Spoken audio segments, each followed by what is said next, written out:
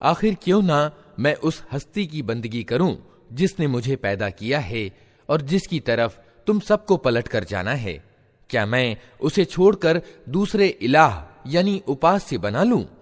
हालांकि अगर करुणामय ईश्वर मुझे कोई नुकसान पहुंचाना चाहे तो ना उनकी सिफारिश मेरे किसी काम आ सकती है और ना वे मुझे छुड़ा ही सकते हैं। अगर मैं ऐसा करूं तो मैं खुली गुमराही में पड़ जाऊंगा। मैं तो तुम्हारे रब पर ईमान ले आया, तुम भी मेरी बात मान लो। आखिरकार उन लोगों ने उसको कत्ल कर दिया और उस व्यक्ति से कह दिया गया कि प्रवेश कर जन्नत में। उसने कहा, काश मेरी कौम जानती कि मेरे रब ने किस चीज की बदौलत मुझे माफ कर दिया और मुझे प्रतिष्ठित लोगों में सम्मिलित किया। उसके बाद उसकी कौम पर हमने आसमान से कोई सेना नहीं उतारी। हमें सेना भेजने की कोई जरूरत न थी। बस एक धमाका हुआ और अचानक वे सब बुझकर रह गए। अफसोस बंदों के हाल पर जो रसूल भी उनके पास आया उसकी वे हंसी ही उड़ाते रहे। क्या उन्होंने देखा नहीं कि उनसे पहले कितनी ही कौमों को हम तबाह कर चुके हैं और उसके बाद वे फिर कभी उनकी तरफ पलट कर ना आए। उन सबको एक दिन हमारे सामने उपस्थित किया जाना है। इन लोगों के लिए बेजान जमीन एक निशानी है। हमने उसको जिंदगी दी और उससे अनाज निकला जिसे ये खाते हैं। हमने उसमें खजूरों और अंगूरों के बाग पैदा किए और उसके अंदर से स्रोत फोड़ निकाले ताकि ये उसके फल खाएं। ये सब कुछ इनके अपने हाथों का पैदा किया हुआ नहीं है। फिर क्या ये कृतज्ञता नहीं दिखाते? पवित्र है वो सत्ता जिसने सब प्रकार के जोड़े पैदा किए, चाहे वे जमीन की वनस्पतियों में से हों या खुद उनकी अपनी जाति अर्थात मानव जाति में से, या उन चीजों में से जिनको ये जानते तक नहीं हैं। इनके लिए एक और निशानी रात है। हम उसके ऊपर से दिन हटा देते हैं तो इन पर अंधेरा छा जाता है। और सूरज वो अपने ठिकाने की ओर चला जा रहा है। वो प्रभुत्वशाली सर्वज्ञ सत्ता का बांधा हुआ हिसाब है। और चांद, उसके लिए हमने मंजिलें नियत कर दी हैं, यहां तक कि उनसे गुजरता हुआ वो फिर खजूर की सूखी शाखा के सदृश रह जाता है। न सूरज के बस में यह है कि वो चांद को जा पकड़े और न रात दिन से आगे बढ़ सकती है। सब एक एक कक्षा में तैर रहे हैं। इनके लिए ये भी एक निशानी है कि हमने इनकी नस्ल को भरी हुई नौका में सवार कर दिया और फिर इनके लिए वैसी ही नौकाएं और पैदा की जिन पर ये सवार होते हैं। हम चाहें तो इन्हें डुबो दें, कोई इनकी फरियाद सुनने वाला न हो और किसी तरह ये न बचाए जा सकें। बस हमारी दयालुता ही है जो इन्हें पार लगाती है और एक खास समय तक जिंदगी से लाभान्वित होने का अवसर देती है। इन लोगों से जब कहा जाता है कि बचो उस अंजाम से जो तुम्हारे आगे आ रहा है और तुम्हारे पीछे गुजर चुका है, शायद कि तुम पर दया की जाए, तो ये सुनी अनसुनी कर जाते हैं। इनके सामने इनके रब की आयतों में से जो आयत भी आती है ये उसकी ओर ध्यान नहीं देते। और जब इनसे कहा जाता है कि अल्लाह ने जो रोजी तुम्हें दी है उसमें से कुछ अल्लाह के मार्ग में भी खर्च करो, तो ये लोग जिन्होंने इनकार किया है ईमान लाने वालों को जवाब देते हैं, क्या हम उनको खिलाएं जिन्हें अगर अल्लाह चाहता तो खुद खिला देता? तुम तो बिल्कुल ही बहक गए हो। ये लोग कहते हैं कि क़यामत की धमकी आखिर कब पूरी होगी? बताओ अगर तुम सच्चे हो। वास्तव में ये जिस चीज की राह तक रहे हैं वो बस एक धमाका है जो सहसा इन्हें इस हालत में धर लेगा जब ये अपने दुनिया के मामलों में झगड़ रहे होंगे और उस समय ये वसीयत तक ना कर सकेंगे, ना अपने घरों को पलट सकेंगे। फिर एक सूरा फूंका जाएगा और यकायक ये अपने रब की सेवा में पेश होने के लिए अपनी अपनी कब्रों से निकल पड़ेंगे। घबरा कर कहेंगे, अरे ये किसने हमें हमारी सोने की जगह से उठा खड़ा किया? ये वही चीज है जिसका करुणामय ईश्वर ने वादा किया था और रसूलों की बात सच्ची थी। एक ही जोर की आवाज होगी और सब के सब हमारे सामने हाजिर कर दिए जाएंगे। आज किसी पर कण भर भी जुल्म न किया जाएगा और तुम्हें वैसा ही बदला दिया जाएगा जैसा तुम कर्म करते रहे थे। आज जन्नती लोग मजे करने में व्यस्त हैं। वे और उनकी पत्नियां घने सायों में हैं, मसनदों पर तकिए लगाए हुए। हर तरह की स्वादिष्ट चीजें खाने पीने को उनके लिए वहां मौजूद हैं। जो कुछ वे मांगें उनके लिए हाजिर है। दयावान रब की ओर से उनको सलाम कहा गया है। और ए अपराधियों, आज तुम छटकर अलग हो जाओ। आदम के बच्चों, क्या मैंने तुमको ताकीद न की थी कि शैतान की बंदगी न करो? वो तुम्हारा खुला दुश्मन है। और मेरी ही बंदगी करो, ये सीधा मार्ग है। मगर इसके बावजूद उसने तुम में से एक बड़े गिरोह को पथभ्रष्ट कर दिया। क्या तुम बुद्धि नहीं रखते थे? ये वही जहन्नम है जिससे तुम्हें डराया जाता रहा था। जो इनकार तुम दुनिया में करते रहे हो, उसके बदले में अब इसका ईंधन बनो। आज हम इनके मुंह बंद किए देते हैं। इनके हाथ हमसे बोलेंगे और इनके पांव गवाही देंगे कि ये दुनिया में क्या कमाई करते रहे हैं। हम चाहें तो इनकी आंखें मूंद दें, फिर ये रास्ते की ओर लपक कर देखें कहां से इन्हें रास्ता सुझाई देगा।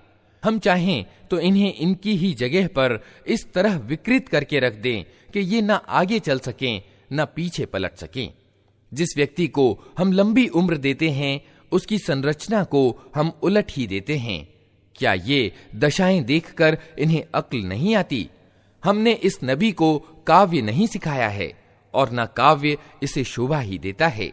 ये तो एक नसीहत है और साफ पढ़ी जाने वाली किताब, ताकि वो हर उस व्यक्ति को सावधान कर दे जो जिंदा हो और इनकार करने वालों पर हुज्जत यानी तर्क प्रस्तुति कायम हो जाए। क्या ये लोग देखते नहीं हैं कि हमने अपने हाथों की बनाई हुई चीजों में से इनके लिए चौपाए पैदा किए हैं और अब ये उनके मालिक हैं।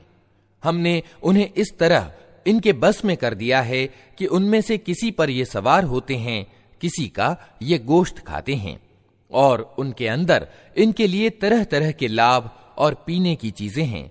फिर क्या ये कृतज्ञ नहीं होते? ये सब कुछ होते हुए इन्होंने अल्लाह के सिवा दूसरे ईश्वर बना लिए हैं और ये उम्मीद रखते हैं कि इनकी सहायता की जाएगी।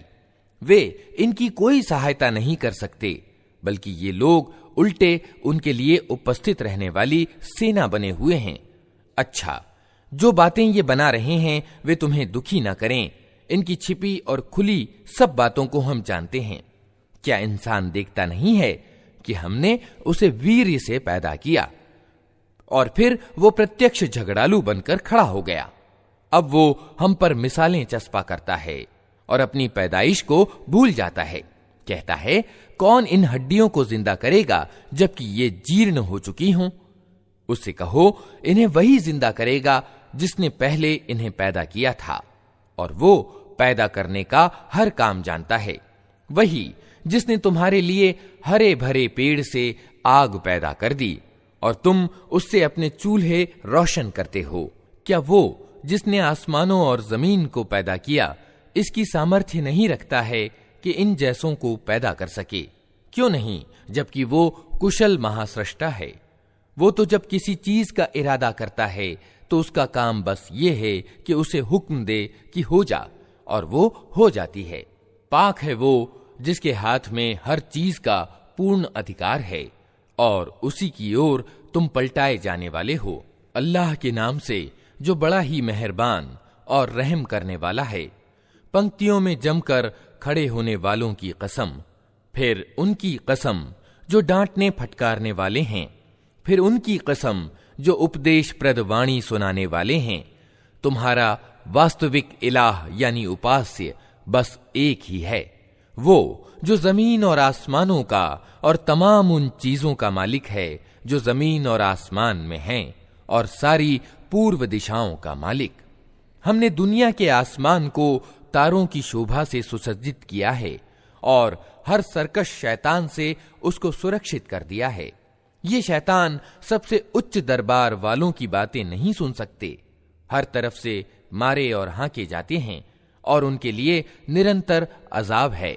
इस पर भी अगर कोई उनमें से कुछ ले उड़े तो एक तेज ज्वाला उसका पीछा करती है। अब इनसे पूछो, इनकी पैदाइश ज्यादा कठिन है या उन चीजों की जो हमने पैदा कर रखी हैं?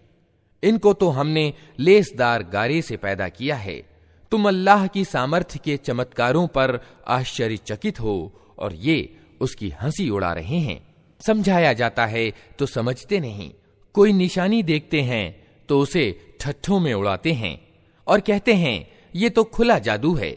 भला कहीं ऐसा हो सकता है कि जब हम मर चुके हों और मिट्टी बन जाएं और हड्डियों के पंजर रह जाएं, उस समय हम फिर जिंदा करके उठा खड़े किए जाएं? और क्या हमारे अगले समयों के बाप दादा भी उठाए जाएंगे? इनसे कहो हां, और तुम अल्लाह के मुकाबले में बेबस हो। बस एक ही झिड़की होगी और अचानक ये अपनी आंखों से वो सब कुछ जिसकी खबर दी जा रही है देख रहे होंगे। उस समय ये कहेंगे, हाय हमारा दुर्भाग्य, ये तो बदला पाने का दिन है, ये वही फैसले का दिन है जिसे तुम झुठलाया करते थे। हुक्म होगा, घेर लाओ सब जालिमों और उनके साथियों और उन इलाहों यानी उपास्यों को जिनकी वे अल्लाह को छोड़कर बंदगी किया करते थे। फिर उन सबको जहन्नम का मार्ग दिखाओ और तनिक इन्हें ठहराओ। इनसे कुछ पूछना है, क्या हो गया तुम्हें? अब क्यों एक दूसरे की सहायता नहीं करते? अरे आज तो ये अपने आप को और एक दूसरे को समर्पित किए दे रहे हैं। इसके बाद ये एक दूसरे की ओर मुड़ेंगे और परस्पर विवाद शुरू कर देंगे। अनुयायी अपने पेशवाओं से कहेंगे, तुम हमारे पास सीधे रुख से आते थे। वे जवाब देंगे, नहीं, बल्कि तुम खुद ईमान लाने वाले न थे। हमारा तुम पर कोई जोर न था, तुम खुद ही सरकश लोग थे। आखिरकार हम अपने रब के इस आदेश के योग्य हो गए कि हम अजाब का मजा चखने वाले हैं, सो हमने तुमको बहकाया, हम खुद बहके हुए थे। इस तरह वे सब उस दिन अजाब में हिस्सेदार होंगे। हम अपराधियों के साथ यही कुछ किया करते हैं। ये वे लोग थे कि जब इनसे कहा जाता कि अल्लाह के सिवा कोई वास्तविक इलाह यानी पूज्य नहीं है, तो ये घमंड में आ जाते थे और कहते थे, क्या हम एक उन्मादी कवि के लिए अपने उपास्यों को छोड़ दें? हालांकि वो सत्य लेकर आया था और उसने रसूलों की पुष्टि की थी। अब उनसे कहा जाएगा कि तुम निश्चय ही दर्दनाक सजा का मजा चखने वाले हो और तुम्हें जो बदला भी दिया जा रहा है उन्हीं कर्मों का दिया जा रहा है जो तुम करते रहे हो। मगर अल्लाह के चुने हुए बंदे इस बुरे परिणाम से सुरक्षित होंगे।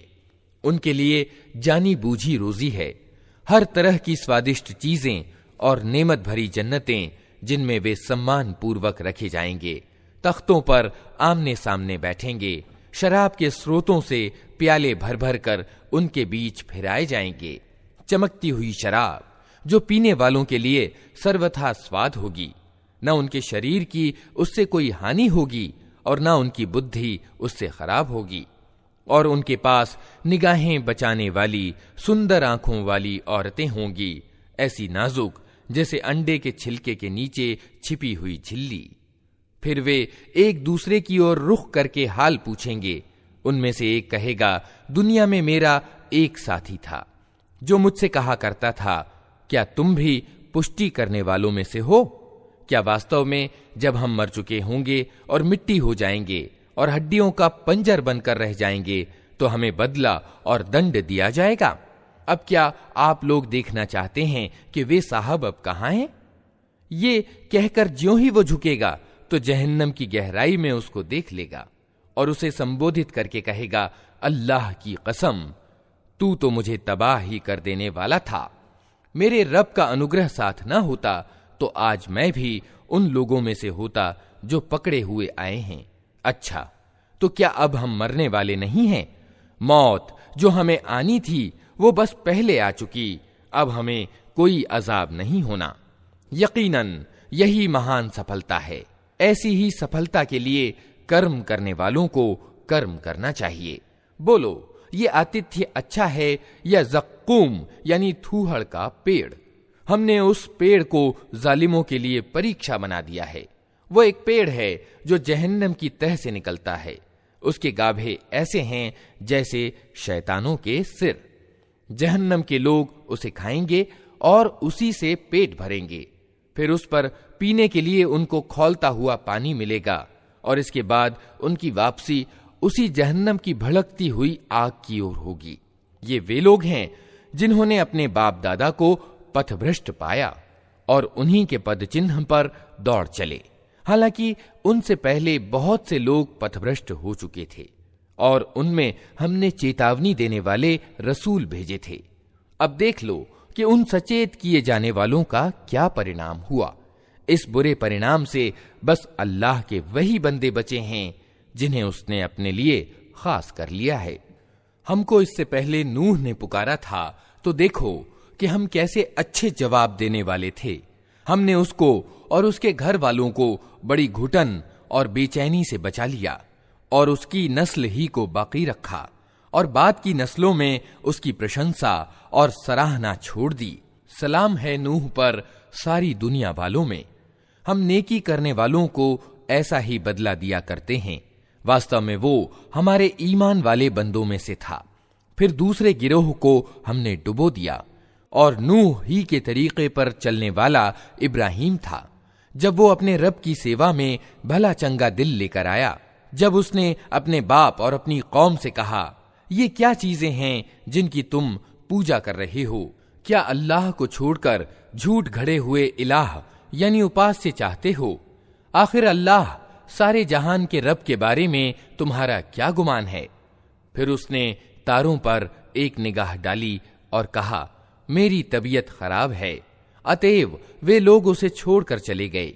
उनके पीछे वो चुपके से उनके इलाहों यानी उपास्यों के मंदिर में घुस गया और बोला, आप लोग खाते क्यों नहीं हैं? क्या हो गया? आप लोग बोलते भी नहीं? इसके बाद वो उन पर पिल पड़ा और सीधे हाथ से खूब चोटें मारी। वापस आकर वे लोग भागे भागे उसके पास आए। उसने कहा, क्या तुम अपनी ही तराशी हुई चीजों को पूजते हो? हालांकि अल्लाह ही ने तुमको भी पैदा किया है और उन चीजों को भी जिन्हें तुम बनाते हो। उन्होंने आपस में कहा कि इसके लिए एक अलाव तैयार करो और इसे दहकती हुई आग के ढेर में फेंक दो।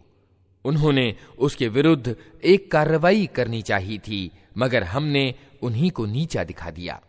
इब्राहिम ने कहा, मैं अपने रब की ओर जाता हूं, वही मेरा पथ प्रदर्शन करेगा। ऐ पालनहार, मुझे एक बेटा प्रदान कर जो नेकों में से हो। इस दुआ के उत्तर में हमने उसको एक सहनशील लड़के की खुशखबरी दी। वो लड़का जब उसके साथ दौड़ धूप करने की उम्र को पहुंच गया तो एक दिन इब्राहिम ने उससे कहा, बेटा, मैं स्वप्न में देखता हूं कि मैं तुझे ज़बह कर रहा हूं। अब तू बता, तेरा क्या विचार है? उसने कहा, अब्बा जान, जो कुछ आपको आदेश दिया जा रहा है उसे कर डालिए। आप अल्लाह ने चाहा तो मुझे सब्र करने वालों में से पाएंगे।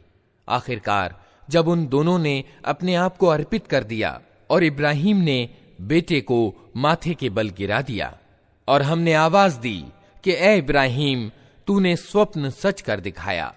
हम नेकी करने वालों को ऐसा ही बदला देते हैं। यकीनन ये एक खुली परीक्षा थी और हमने एक बड़ी कुर्बानी फिदिये में देकर उस बच्चे को छुड़ा लिया और उसकी प्रशंसा और सराहना हमेशा के लिए बाद की नस्लों में छोड़ दी। सलाम है इब्राहिम पर, हम नेकी करने वालों को ऐसा ही बदला देते हैं। यकीनन वो हमारे ईमान वाले बंदों में से था और हमने उसे इसहाक की खुशखबरी दी, एक नबी नेकों में से, और उसे और इसहाक को बरकत दी। अब उन दोनों की संतति में से कोई उत्तम कार्य करने वाला है और कोई अपने आप पर खुला जुल्म करने वाला है। और हमने मूसा और हारून पर उपकार किया, उनको और उनकी कौम को बड़ी घुटन और बेचैनी से मुक्त किया, उन्हें सहायता प्रदान की जिसके कारण वही विजयी रहे, उनको अत्यंत स्पष्ट किताब प्रदान की, उन्हें सीधा मार्ग दिखाया और बाद की नस्लों में उनकी शुभ चर्चा बाकी रखी। सलाम है मूसा और हारून पर। हम नेकी करने वालों को ऐसा ही बदला देते हैं। वास्तव में वे हमारे ईमान वाले बंदों में से थे और इलियास भी यकीनन रसूलों में से था। याद करो जब उसने अपनी कौम से कहा था, तुम लोग डरते नहीं हो? क्या तुम बाल को पुकारते हो और सबसे अच्छे सृष्टा को छोड़ देते हो, उस अल्लाह को जो तुम्हारा और तुम्हारे अगले पिछले बाप दादों का रब है? मगर उन्होंने उसे झुठला दिया, सो अब यकीनन वे सजा के लिए पेश किए जाने वाले हैं, सिवाय अल्लाह के उन बंदों के जिनको खास कर लिया गया था। और इलियास की शुभ चर्चा हमने बाद की नस्लों में बाकी रखी। सलाम है इलियास पर, हम नेकी करने वालों को ऐसा ही बदला देते हैं। वास्तव में वो हमारे ईमान वाले बंदों में से था। और लूत भी उन्हीं लोगों में से था जो रसूल बनाकर भेजे गए हैं। याद करो जब हमने उसको और उसके सब घर वालों को छुटकारा दिया, सिवाय एक बुढ़िया के जो पीछे रह जाने वालों में से थी, फिर बाकी सबको तहस नहस कर दिया। आज तुम रात दिन उनके उजड़े क्षेत्र से गुजरते हो, क्या तुमको समझ नहीं आती? और यकीनन यूनुस भी रसूलों में से था। याद करो जब वो एक भरी नौका की ओर भाग निकला, फिर चिट्ठी यानी पर्ची डालने में शरीक हुआ और उसमें मात खाई। आखिरकार मछली ने उसे निगल लिया और वो मलामत किया हुआ था। अब अगर वो तस्वीह यानी गुणगान करने वालों में से न होता तो क़यामत के दिन तक उसी मछली के पेट में रहता। आखिरकार हमने उसे बहुत ही अस्वस्थ दशा में एक चटियल जमीन पर फेंक दिया और उस पर एक लताओं वाला पेड़ उगा दिया। इसके बाद हमने उसे 1 लाख या उससे ज्यादा लोगों की ओर भेजा। वे ईमान लाए और हमने एक विशेष समय तक उन्हें बाकी रखा। फिर तनिक इन लोगों से पूछो, क्या इनके दिल को ये बात लगती है कि तुम्हारे रब के लिए तो हों बेटियां और इनके लिए हों बेटे? क्या वास्तव में हमने फरिश्तों को औरतें ही बनाया है और ये आंखों देखी बात कह रहे हैं? खूब सुन रखो, वास्तव में ये लोग अपनी मन घड़त से ये बात कहते हैं कि अल्लाह संतान रखता है, और वास्तव में ये झूठे हैं। क्या अल्लाह ने बेटों की जगह बेटियां अपने लिए पसंद कर लीं? तुम्हें क्या हो गया है, कैसे हुक्म लगा रहे हो? क्या तुम्हें होश नहीं आता? या फिर तुम्हारे पास अपनी इन बातों के लिए कोई साफ सनद है? तो लाओ अपनी वो किताब अगर तुम सच्चे हो। इन्होंने अल्लाह और फरिश्तों के बीच वंश का नाता बना रखा है, हालांकि फरिश्ते खूब जानते हैं कि ये लोग अपराधी के रूप में पेश होने वाले हैं। और वे कहते हैं कि अल्लाह उन गुणों से मुक्त है जो उसके खालिस बंदों के सिवा दूसरे लोग उससे संबद्ध करते हैं। अतः तुम और तुम्हारे ये इलाह यानी उपास्य अल्लाह से किसी को फेर नहीं सकते, मगर सिर्फ उसको जो दोज़ख की भड़कती हुई आग में झुलसने वाला हो। और हमारा हाल तो ये है कि हम में से हर एक का एक स्थान निश्चित है, और हम पंक्तिबद्ध सेवक हैं और तस्बीह यानी गुणगान करने वाले हैं। ये लोग पहले तो कहा करते थे कि काश हमारे पास वो जिक्र यानी अनुस्मारक होता जो पिछली कौमों को मिला था, तो हम अल्लाह के चुने हुए बंदे होते। मगर जब वो आ गया तो इन्होंने उसका इनकार कर दिया। अब जल्द ही इन्हें इस नीति का परिणाम मालूम हो जाएगा। अपने भेजे हुए बंदों से हम पहले ही वादा कर चुके हैं कि यकीनन उनकी सहायता की जाएगी और हमारी सेना ही प्रभावी होकर रहेगी। अतः ए नबी, तनिक कुछ मुद्दत तक इन्हें इनके हाल पर छोड़ दो और देखते रहो, जल्द ही ये खुद भी देख लेंगे। क्या ये हमारे अजाब के लिए जल्दी मचा रहे हैं? जब वो इनके आंगन में उतरेगा तो वो दिन उन लोगों के लिए बहुत बुरा होगा जिन्हें सावधान किया जा चुका है।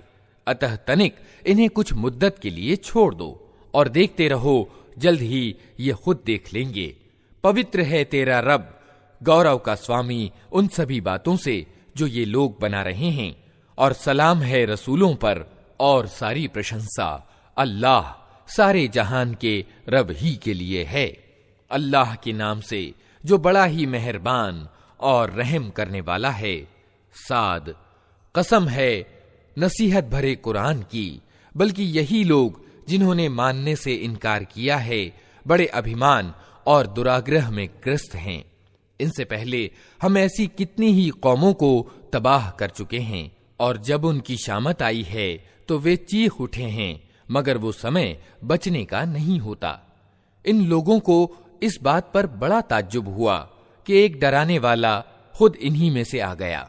इनकार करने वाले कहने लगे कि ये जादूगर है, बड़ा झूठा है। क्या इसने सारे खुदाओं की जगह बस एक ही खुदा बना डाला? ये तो बड़ी ही अजीब बात है।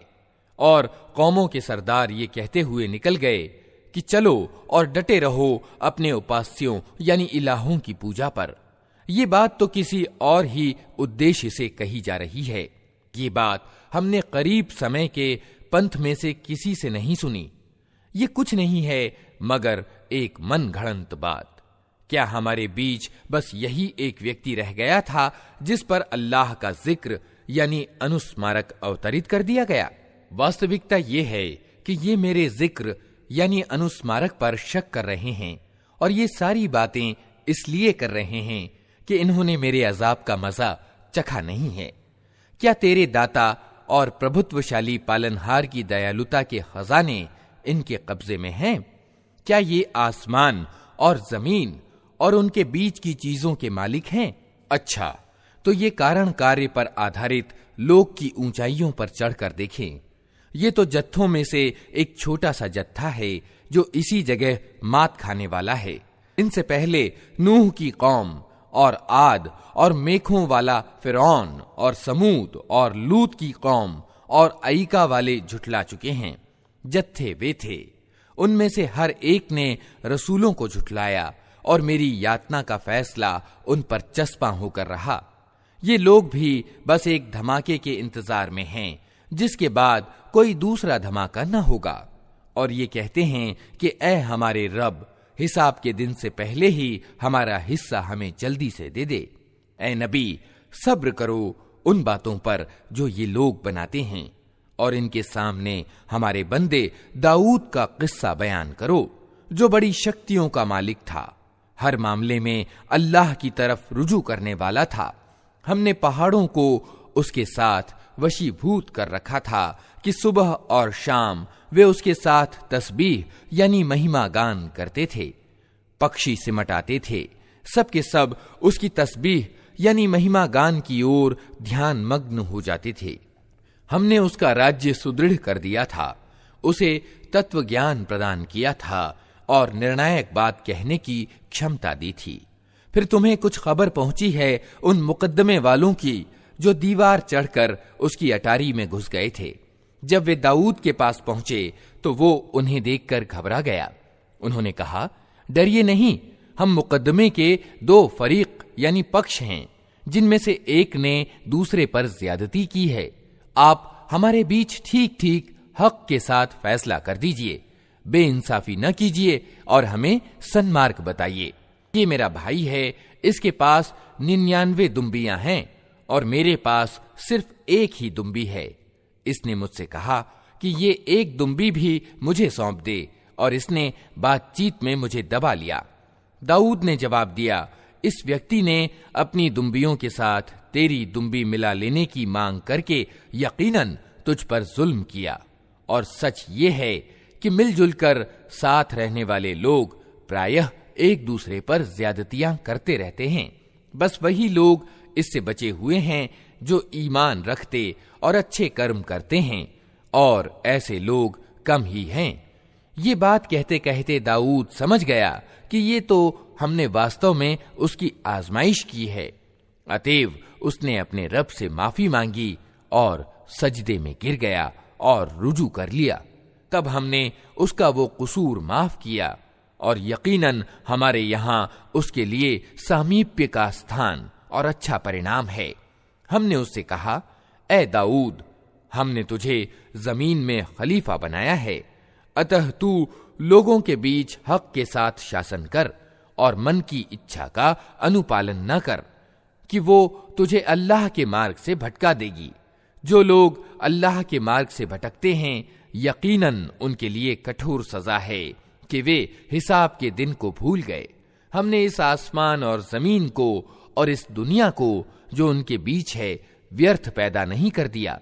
ये तो उन लोगों का अनुमान है जिन्होंने इनकार किया है, और ऐसे इनकार करने वालों के लिए बर्बादी है जहन्नम की आग से। क्या हम उन लोगों को जो ईमान लाते और अच्छे कर्म करते हैं और उनको जो धरती में बिगाड़ पैदा करने वाले हैं समान कर दें?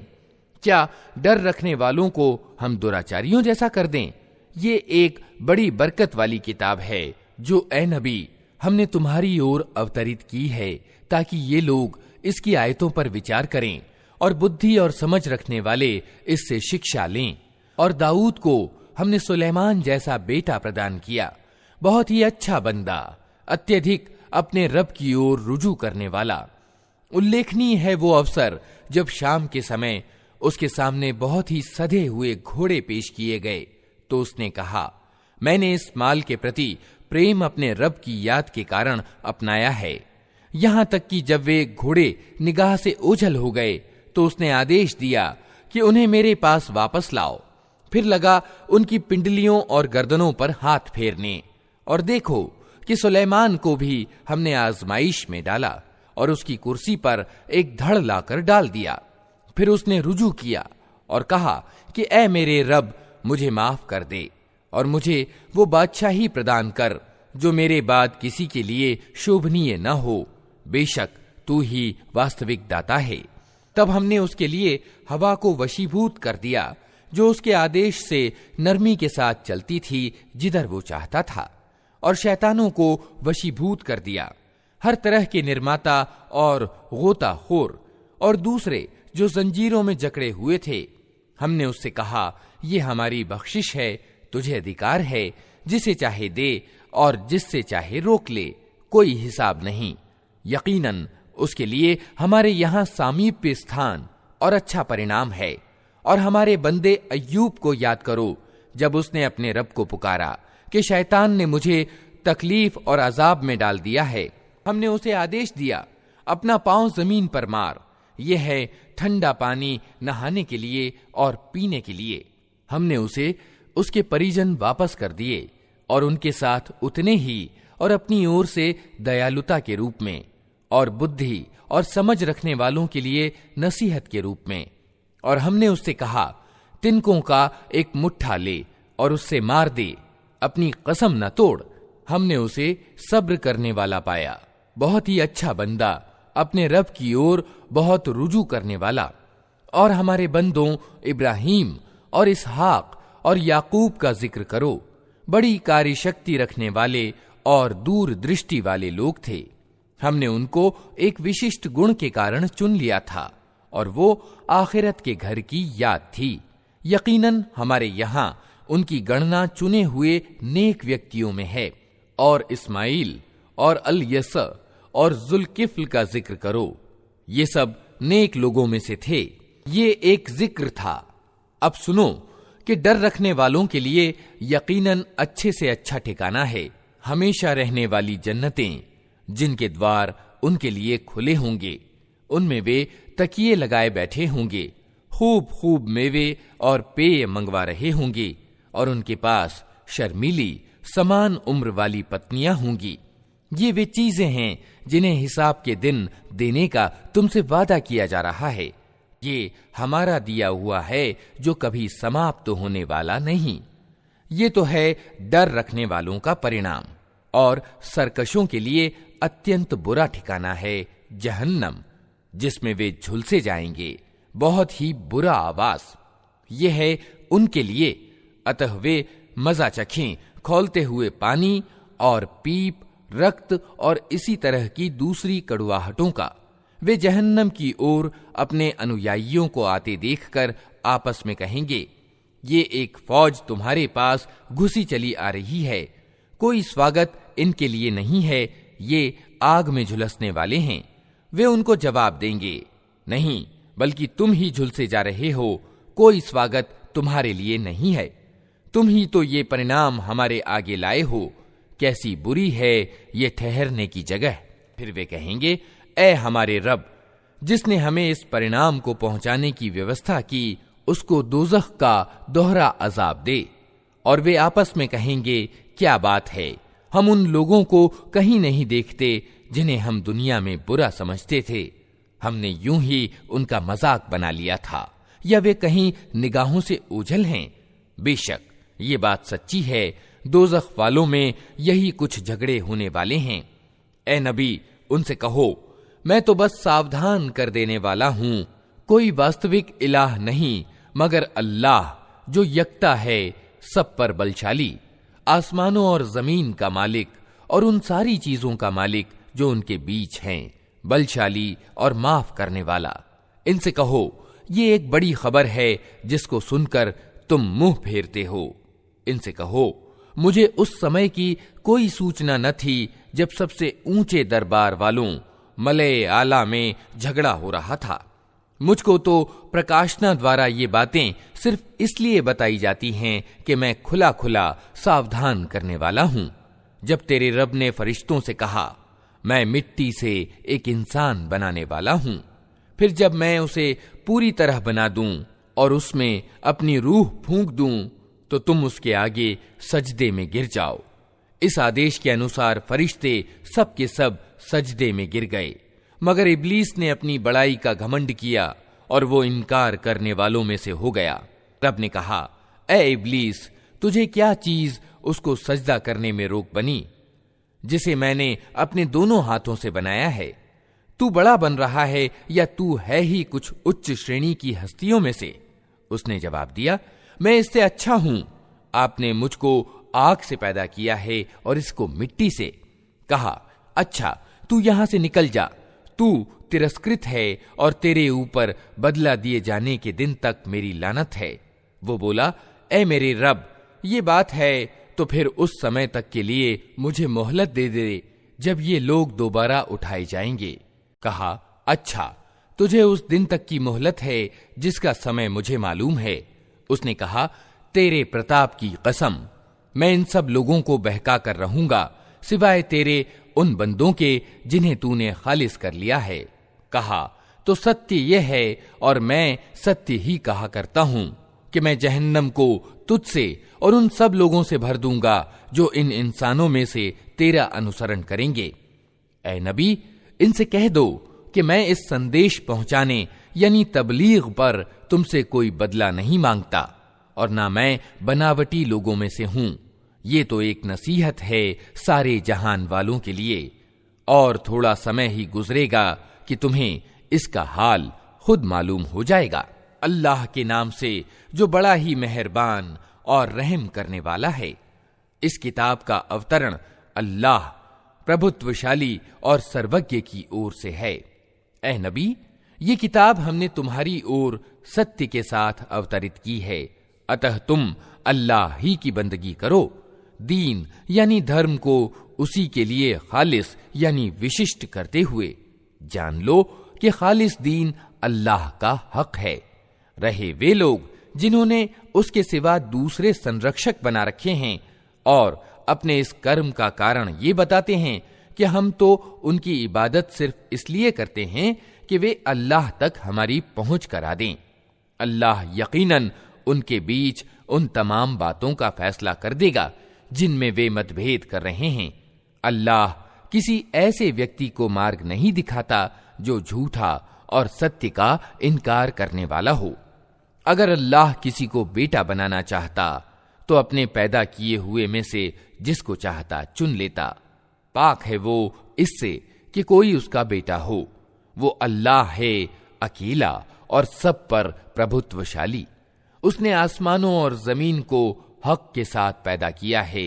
वही दिन पर रात और रात पर दिन को लपेटता है। उसी ने सूरज और चांद को इस तरह वशीभूत कर रखा है कि प्रत्येक एक एक नियत समय तक चले आ रहा है। जान रखो, वो प्रभुत्वशाली है और माफ करने वाला है। उसी ने तुमको एक जान से पैदा किया, फिर वही है जिसने उस जान से उसका जोड़ा बनाया। और उसी ने तुम्हारे लिए चौपायों में से 8 नर और मादा पैदा किए। वो तुम्हारी माओं के पेटों में 3-3 अंधकारमय पर्दों के भीतर तुम्हें एक के बाद एक रूप देता चला जाता है। यही अल्लाह जिसके ये कार्य हैं तुम्हारा रब है। राज उसी का है, कोई पूज्य उसके सिवा नहीं है। फिर तुम किधर से फिराए जा रहे हो? अगर तुम इनकार करो तो अल्लाह तुमसे बेपरवाह है, लेकिन वो अपने बंदों के लिए इनकार को पसंद नहीं करता। और अगर तुम कृतज्ञता दिखाओ तो उसे वो तुम्हारे लिए पसंद करता है। कोई बोझ उठाने वाला किसी दूसरे का बोझ ना उठाएगा।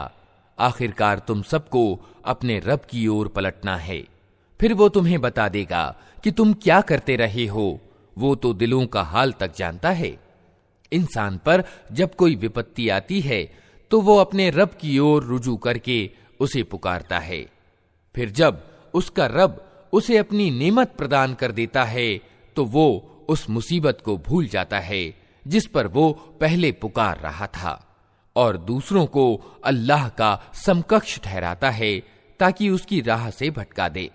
ए नबी, उससे कहो कि थोड़े दिन अपने इनकार से आनंद ले ले, यकीनन तू दोज़ख में जाने वाला है। क्या इस व्यक्ति की नीति अच्छी है या उस व्यक्ति की जो आज्ञाकारी है, रात की घड़ियों में खड़ा रहता और सजदे करता है, आखिरत से डरता और अपने रब की दयालुता से आस लगाता है। इनसे पूछो, क्या जानने वाले और न जानने वाले दोनों कभी समान हो सकते हैं? नसीहत तो बुद्धिमान ही कबूल करते हैं। ए नबी, कहो कि ए मेरे बंदो जो ईमान लाए हो, अपने रब से डरो। जिन लोगों ने इस दुनिया में अच्छी नीति अपनाई है उनके लिए भलाई है, और अल्लाह की जमीन विशाल है। सब्र करने वालों को तो उनका बदला बेहिसाब दिया जाएगा। ए नबी, इनसे कहो, मुझे आदेश दिया गया है कि दीन यानी धर्म को अल्लाह के लिए खालिस यानी विशुद्ध करके उसकी बंदगी करूं, और मुझे आदेश दिया गया है कि सबसे पहले मैं खुद मुस्लिम यानी आज्ञाकारी बनूं। कहो, अगर मैं अपने रब की अवज्ञा करूं तो मुझे एक बड़े दिन के अजाब का भय है। कह दो कि मैं तो अपने दीन को अल्लाह के लिए खालिस करके उसी की बंदगी करूंगा। तुम उसके सिवा जिस जिस की बंदगी करना चाहो करते रहो। कहो, असल दिवालिये तो वही हैं जिन्होंने क़यामत के दिन अपने आप को और अपने लोगों और परिवार वालों को घाटे में डाल दिया। खूब सुन रखो, यही खुला दिवाला है। उन पर आग की छतरियां ऊपर से भी छाई होंगी और नीचे से भी। ये वो परिणाम है जिससे अल्लाह अपने बंदों को डराता है। अतः ए मेरे बंदो, मेरे गजब से बचो। इसके विपरीत जिन लोगों ने बढ़े हुए सरकश यानी तागूत की बंदगी से मुंह फेर लिया और अल्लाह की ओर रुजू कर लिया, उनके लिए शुभ सूचना है। अतः ए नबी, खुशखबरी दे दो मेरे उन बंदों को जो बात को ध्यान से सुनते हैं और उसके अच्छे से अच्छे पहलू का अनुपालन करते हैं। ये वे लोग हैं जिनको अल्लाह ने सन्मार्ग दिखाया है और यही बुद्धिमान हैं। ऐ नबी, उस व्यक्ति को कौन बचा सकता है जिस पर अजाब का फैसला चस्पा हो चुका हो? क्या तुम उसे बचा सकते हो जो आग में गिर चुका हो? अलबत्ता जो लोग अपने रब से डर कर रहें, उनके लिए ऊंची इमारतें हैं, मंजिल पर मंजिल बनी हुई, जिनके नीचे नहरें बह रही होंगी। ये अल्लाह का वादा है। अल्लाह कभी अपने वादे का उल्लंघन नहीं करता। क्या तुम नहीं देखते हो कि अल्लाह ने आसमान से पानी बरसाया, फिर उसको स्रोतों और निर्झरों और नदियों के रूप में जमीन में प्रवाहित किया। फिर उस पानी के द्वारा वो तरह तरह की खेतियां निकालता है जिनकी किस्में विभिन्न हैं। फिर वे खेतियां पककर सूख जाती हैं। फिर तुम देखते हो कि वे पीली पड़ गईं। फिर आखिरकार अल्लाह उनको भुज बना देता है। वास्तव में इसमें एक शिक्षा है बुद्धिमानों के लिए। अब क्या वो व्यक्ति जिसका सीना अल्लाह ने इस्लाम के लिए खोल दिया और वो अपने रब की ओर से एक रोशनी पर चल रहा है, उस व्यक्ति की तरह हो सकता है जिसने इन बातों से कोई शिक्षा ग्रहण न की? तबाही है उन लोगों के लिए जिनके दिल अल्लाह की नसीहत से और ज्यादा कठोर हो गए। वे खुली गुमराही में पड़े हुए हैं। अल्लाह ने सर्वोत्तम वाणी अवतरित की है, एक ऐसी किताब जिसके सभी अंश परस्पर मिलते जुलते हैं और जिसमें बार बार विषय विवरण दोहराए गए हैं। उसे सुनकर उन लोगों के रोंगटे खड़े हो जाते हैं जो अपने रब से डरने वाले हैं, और फिर उनके शरीर और उनके दिल नरम होकर अल्लाह की याद की ओर उन्मुख हो जाते हैं। ये अल्लाह का मार्ग प्रदर्शन है जिससे वो सन्मार्ग पर ले आता है जिसे चाहता है, और जिसे अल्लाह ही रास्ता न दिखाए उसके लिए फिर कोई मार्गदर्शक नहीं है। अब उस व्यक्ति की दुर्दशा का तुम क्या अनुमान कर सकते हो जो क़यामत के दिन अजाब की सख्त मार अपने मुंह पर लेगा। ऐसे जालिमों से तो कह दिया जाएगा कि अब चखो मजा उस कमाई का जो तुम करते रहे थे। इनसे पहले भी बहुत से लोग इसी तरह झुठला चुके हैं। आखिर उन पर अजाब ऐसे रुख से आया जिधर उनका ख्याल भी नहीं जा सकता था। फिर अल्लाह ने उनको दुनिया ही की जिंदगी में रुसवाई का मजा चखाया और आखिरत यानी परलोक का अजाब तो उससे बढ़कर है। काश ये लोग जानते। हमने इस कुरान में लोगों को तरह तरह की मिसालें दी हैं कि ये होश में आएं। ऐसा कुरान जो अरबी भाषा में है, जिसमें कोई टेढ़ नहीं है, ताकि ये बुरे परिणाम से बचें। अल्लाह एक मिसाल देता है। एक व्यक्ति तो वो है जिसके मालिक होने में बहुत से दुहशील स्वामी साजी हैं जो उसे अपनी अपनी ओर खींचते हैं, और दूसरा व्यक्ति पूरा का पूरा एक ही स्वामी का दास है। क्या इन दोनों का हाल एक सा हो सकता है? प्रशंसा अल्लाह के लिए है, मगर ज्यादातर लोग नादानी में पड़े हुए हैं। ए नबी, तुम्हें भी मरना है और इन लोगों को भी मरना है। आखिरकार क़यामत के दिन तुम सब अपने रब के सामने अपना अपना मुकद्दमा पेश करोगे।